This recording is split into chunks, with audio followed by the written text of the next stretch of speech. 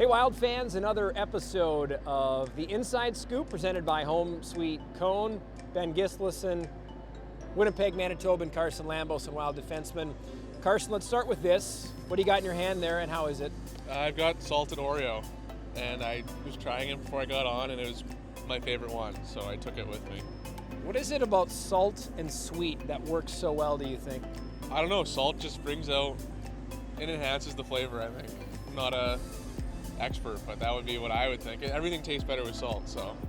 If there was to be an ice cream expert on the Iowa Wild team, do you know one? Do you have a guess at who that would be? I know, well, me and Hayner go for ice cream here and there. Like during camp and mini, we went a few times, so the two of us. Topper was usually around too, so the three of us, we could start a club. If you were to start that club, what would you call the club? Iowa Wild Ice Cream. That's really creative. Really creative. Okay, speaking of creativity, let's put you on the spot again. If you were to have an ice cream named after yourself, what would you name it, and what would you do for flavors and toppings and such inside that ice cream?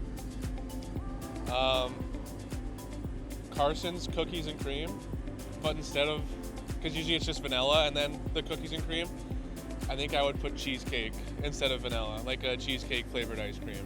You and Caden Bankier, he likes the cheesecake that too. too. He did. Yeah, I like cheesecake ice cream. Vanilla's nice, but I feel like it only goes like if you're having cake or pie or something, you want vanilla. Other than that, I need a little bit more.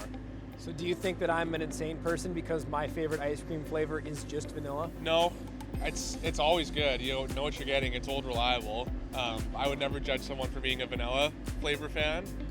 It's never my first choice if I'm going to an ice cream shop. I would take salted Oreo over it any day, but I have vanilla many times.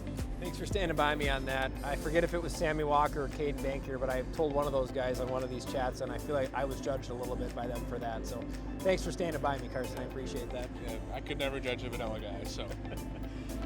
Carson, let's talk a little bit about the group inside the locker room.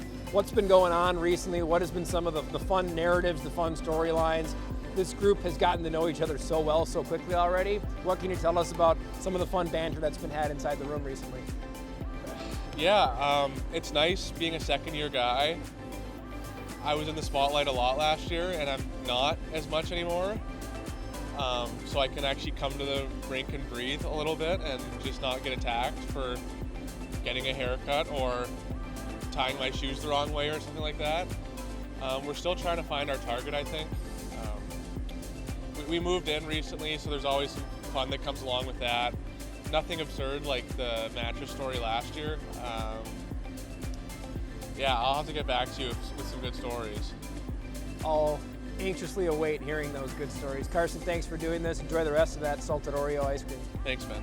That's Carson Lambos. I'm Ben Gislason, and this has been another episode of the Inside Scoop presented by Home Sweet Cone.